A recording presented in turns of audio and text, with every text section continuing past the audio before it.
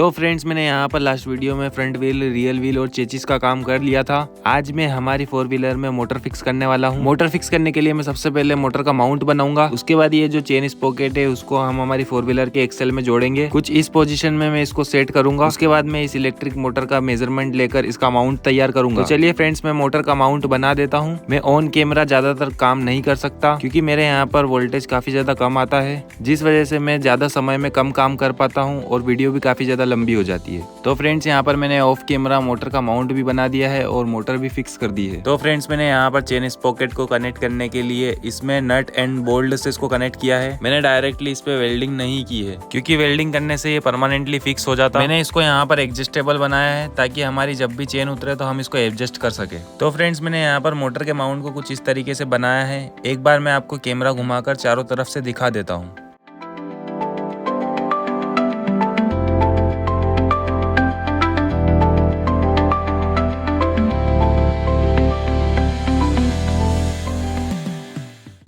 तो फ्रेंड्स यहाँ पर मैंने मोटर और मोटर का माउंट वगैरह तो फिक्स कर लिया था, लेकिन यहाँ पर एक प्रॉब्लम आ रही थी। जो इलेक्ट्रिक किट हम इस 4 व्हीलर में यूज कर रहे हैं वो लास्ट टाइम हमने जो इलेक्ट्रिक साइकिल बनाई थी उसी की है। उस किट में जो थ्रोटल था वो साइकिल के हिसाब से था और इस थ्रोटल को हम हमारे स्टीयरिंग या फुट पर नहीं लगा सकते। और दूसरी बात, हमारा स्टीयरिंग भी काफी ज्यादा टाइट चल रहा था इसके स्क्वायर टाइप शेप की वजह से। तो फाइनली अब मैं इसको निकाल कर साइकिल के जैसा हैंडल फिक्स करूंगा यहाँ पर कुछ इस तरीके से।